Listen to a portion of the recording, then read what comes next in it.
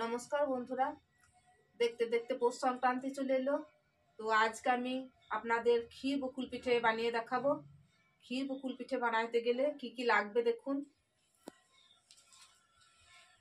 চালের গুঁড়ো নিয়েছি 1 বাটি, আর এই বাটিরই মাপ করে আমি 2 বাটি ময়দা নিয়েছি। গাওয়া ঘি নিয়েছি, এখানে 4টে এলাচ নিয়েছি, 4টে এলাচ আছে, আর লবণ নিয়েছি, আর দুধ নিয়েছি আমি 1.5 কিলো। তো আমি এই ব্যাটারটা বানিয়ে নিই। ক্ষীর বকুল বানাইতে গেলে চাল আর ময়দা অল্প একটু লবণ দিয়ে এইটাকে আমি মিশিয়ে নিই।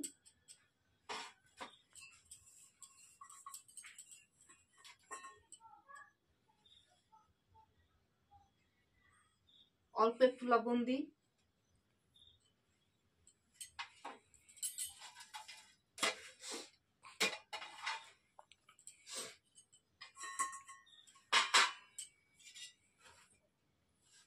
আমি ক্ষীরের বকুল পিঠে করব, তাই আজকে আমি এটা জল দিয়ে মেখে নেব।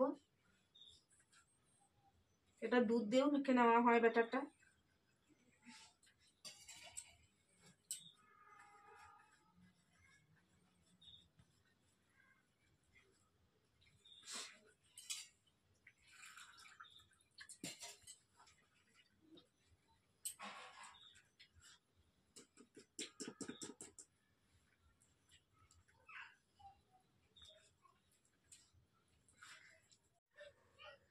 দেখুন ব্যাটারটা আমার তৈরি করা হয়ে গিয়েছে। এরকম করে ব্যাটারটা বানিয়ে নেবেন। ব্যাটারটা 10 মিনিট ঢাকা দেওয়া থাক। আর দেখুন বন্ধুরা, একটা বড় নারকেল আমি কুড়িয়ে নিয়ে এটা আমি পুর বানিয়ে নিয়েছি গুড় দিয়ে। তো এটা আমি এবার শেপ দিয়ে নেবো। দেখুন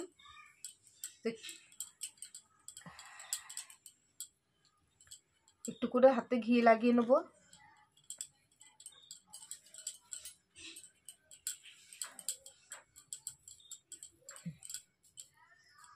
এই দেখুন এরকম ভাবে চ্যাপটা চ্যাপটা করে রেখে দেবো।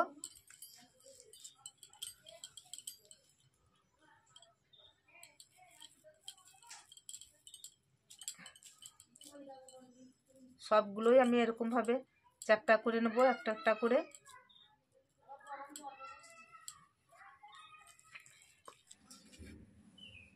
বকুল পিঠে পুরটা দেখুন সবটাই আমি তৈরি করে নিয়েছি। কড়াইয়ে তেলটাও বসিয়ে দিয়েছি, এদিকে ব্যাটারটাও রেডি হয়ে গিয়েছে। তেল গরম হলেই আমি বকুল পিঠেগুলো ভাজতে শুরু করে দেবো। আপনারা পুরো ভিডিওটা দেখুন বন্ধুরা। এই বকুল পিঠে খেতে খুব সুস্বাদু হয়। এবার আমি তেলে ভাজবো। একটা নিয়ে নিলাম, দেখুন এরকম ভাবে।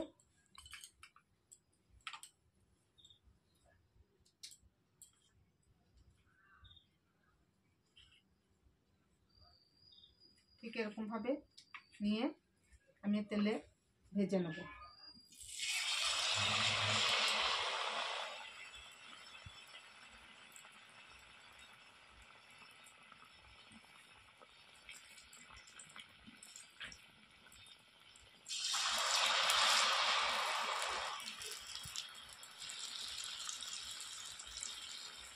এরকম চামচের মধ্যে দিয়ে তুলে নিচ্ছি আমি। অল্প আস্তে এগুলো ভাজতে হবে। এক পিঠ ভাজা হয়ে গেলে তবে এটা উল্টে দেবেন।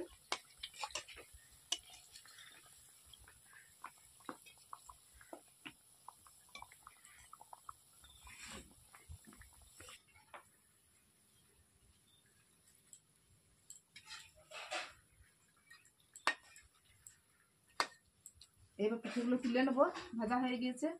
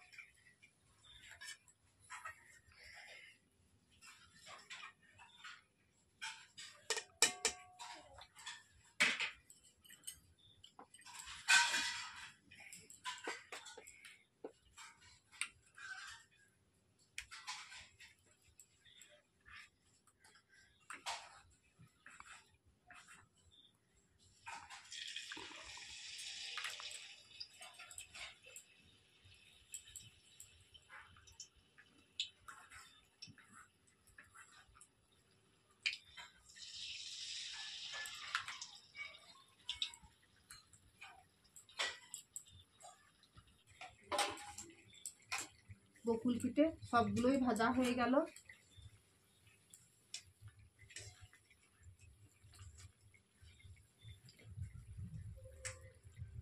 এবার তুলে নিই।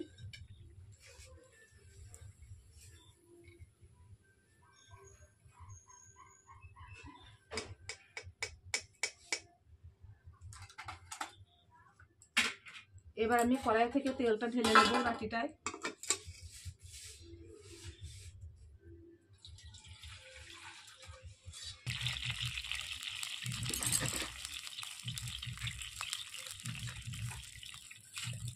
কড়াই একটু জল দিয়ে দিয়েছি, এবার দুধটা ঢেলে দিই।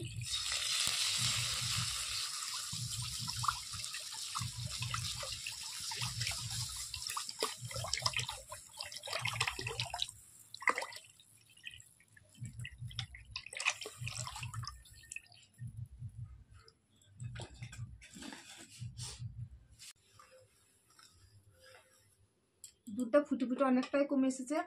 এবার আমি এই চিনিটা দিয়ে দিই, 100 গ্রাম হবে।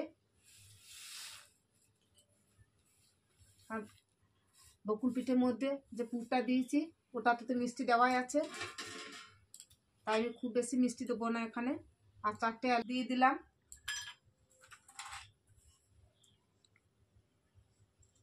এবার আমি পিঠেগুলো দিয়ে দেবো।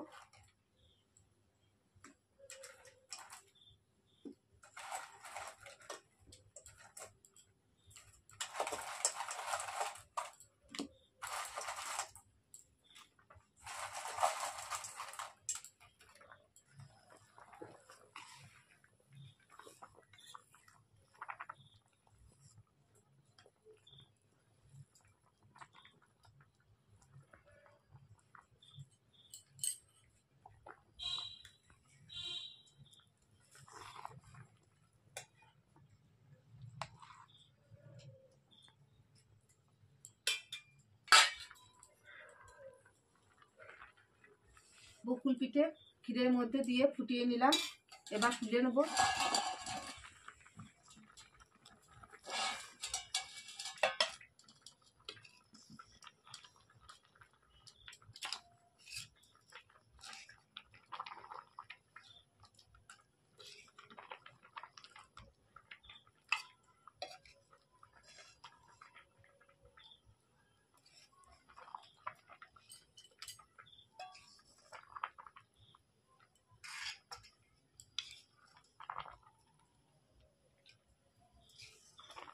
এই ক্ষীরের মধ্যে পড়ে থাকলে সবটাই রসটা টেনে নেবে আর ফুলে সব বকুল পিঠেগুলো মোটা হয়ে যাবে।